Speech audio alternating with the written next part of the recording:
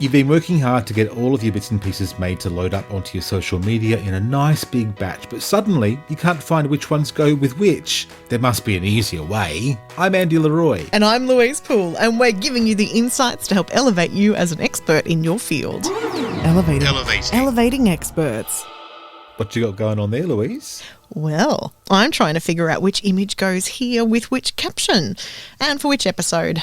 It's all getting a little bit confusing. You know, the more we go along this pathway of promoting our programs on social media, it seems like we're finding more ways to get bogged down when we're working with our batches.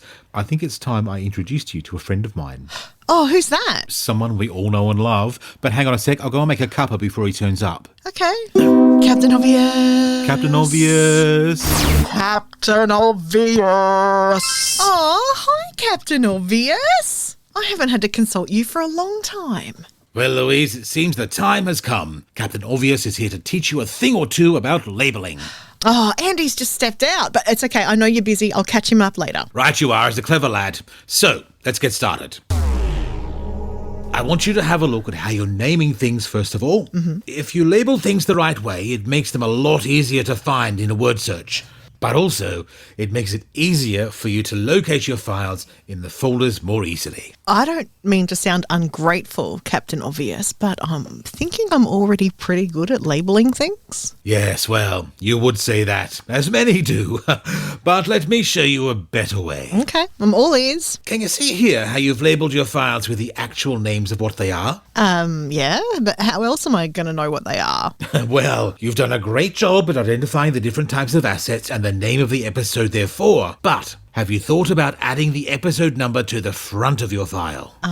If you have a look, I've got it a little bit further down the label here. Yes, that's okay, but if you put your episode number right at the front, when you go to the folder that contains your files, they will appear in the correct sequence so you can find the right episode quick smart. Oh, that actually works really well. And I know it seems obvious when you see it, but it's just one of those little things I like to do just to make things a bit more easy. Okay, so I've got everything labelled now with the episode number at the front, but I've still got a lot of files here in my folder, and I like to work with just one asset at a time when I'm loading a batch of content. Well, something you can do here to make that a little bit easier on yourself is to make a subfolder within your main batch folder. For example, if you look at the different types of assets you've got here, like your chalkboard graphic and your shareable meme, if you create a folder for each of these things, it means you can open up the folder for that asset and see all of the related files for every episode in the right order as you're going. I really like this idea, Captain Obvious. It means that when I've got 12 social media pages open at the same time when I'm working on my batch, I can do one part of the post for each step of the way to save time with repetition instead of doing full posts and having to go back into the folders every time. Yes, and that makes things much quicker when you're working in batches,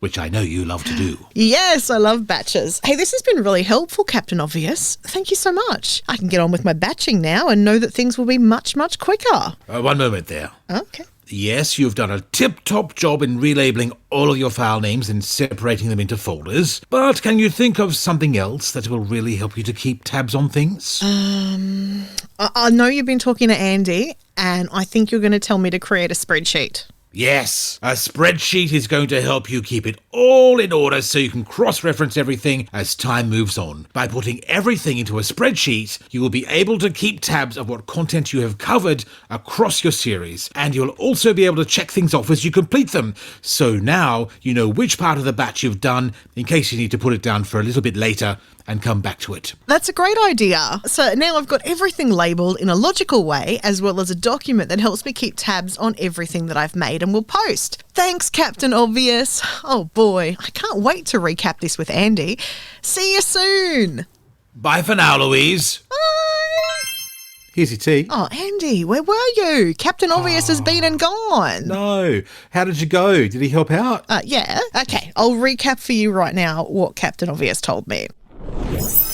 First of all, he said it's better to put the episode number right at the front of our labels so that when we're viewing our files, they sort numerically, and that means they always show up in the right order when we're working with the batch. That's a great idea. How many times have we been trying to sort through some of our files only to find that we've forgotten exactly what we call the episode and had to retrace our steps to see which one was the one we were using? So he said that by making a folder for each asset type, we can then go into that folder when we arrive at that step in the batch and everything will be in the right order for us.